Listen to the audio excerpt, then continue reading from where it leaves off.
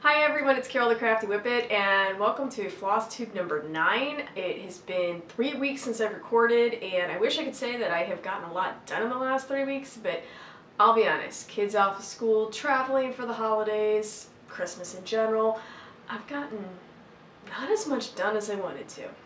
But it's life, it's a new year, and I'm happy to kind of be getting back into my routine. I'd hoped to have Joie de Vivre done by today. It hasn't happened, and that's okay. So this is what it looked like last time, and here we are today. I'm really happy with this, by the way. It's almost done. That's probably the reason I'm happiest with it.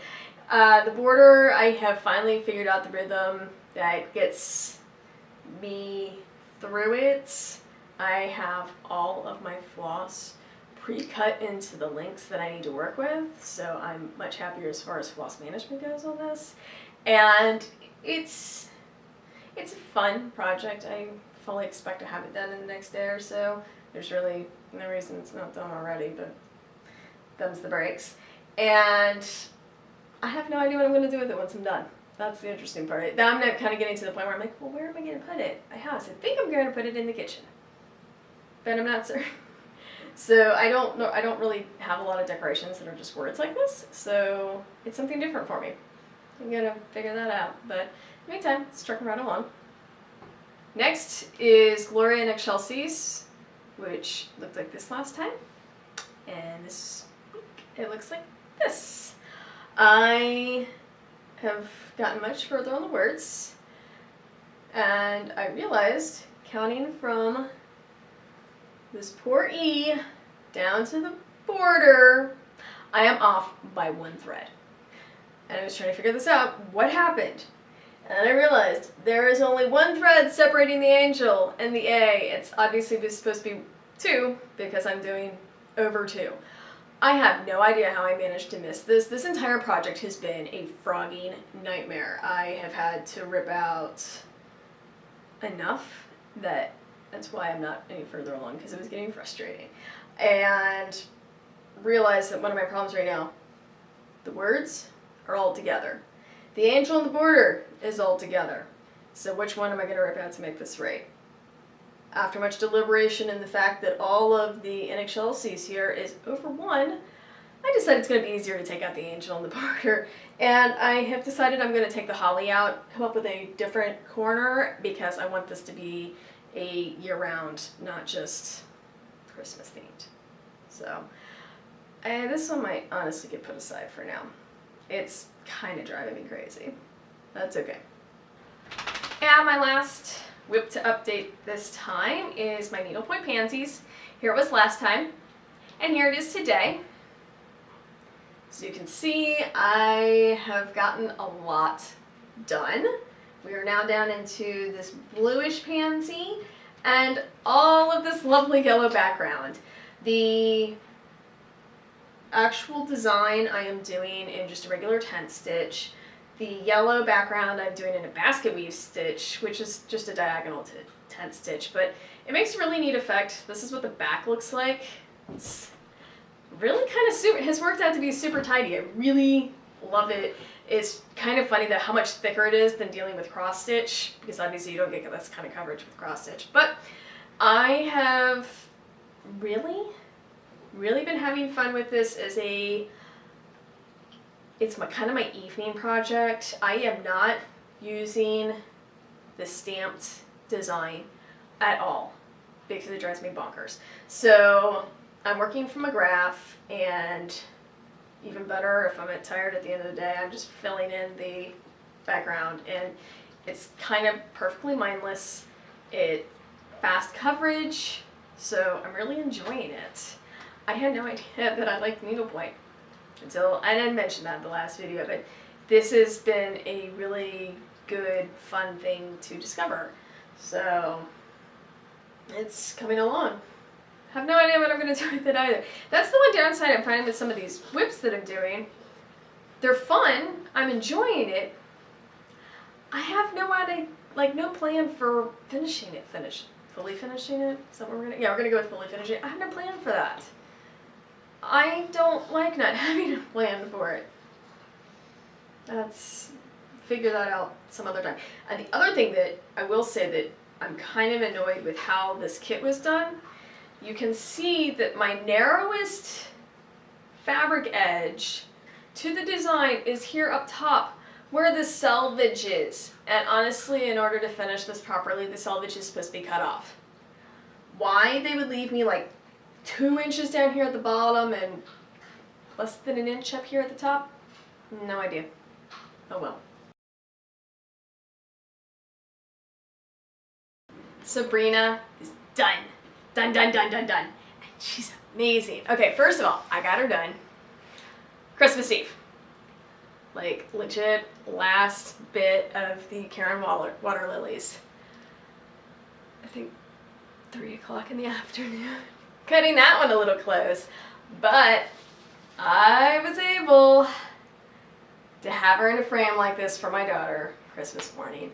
Doesn't she look amazing? Here, try to back that up and keep the glare off. Doesn't she look amazing? Oh, so happy with this one.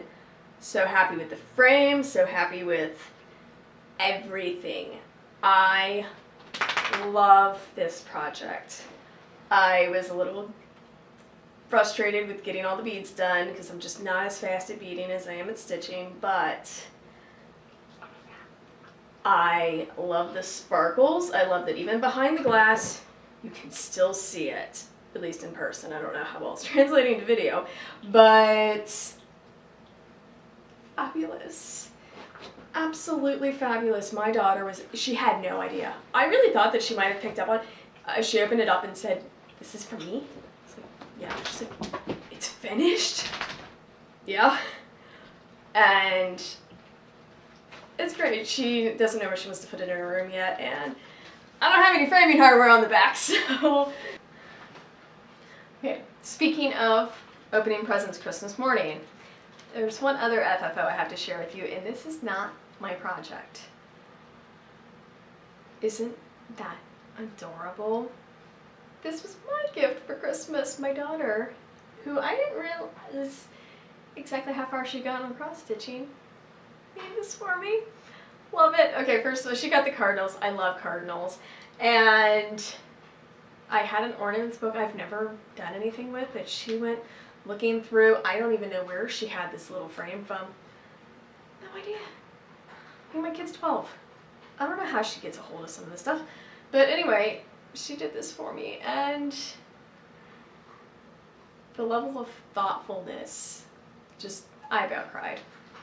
I feel like I shouldn't be getting overly emotional about a cross-stitch cardinal, but my daughter knows me, and I love her so much.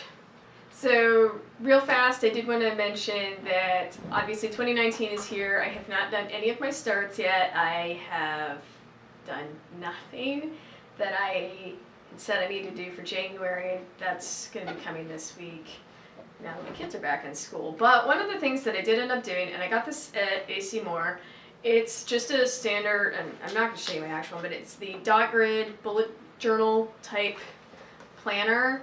And I had mentioned time blocking in my last video. The video had recommended doing it with Google Calendar. I don't like giving that much of my life away to technology. So I've been doing it just by paper and honestly making out a daily grid.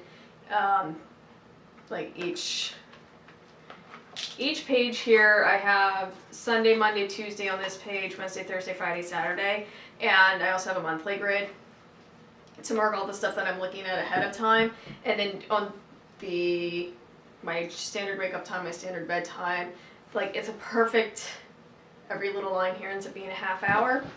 And I color code it so that I know when I'm spending too much time in any one area, be it if I have an entire day with nothing but housework planned out, then I don't have a balance in my life. If I have a day that is nothing but me activities, which are like crafting or reading or etc., then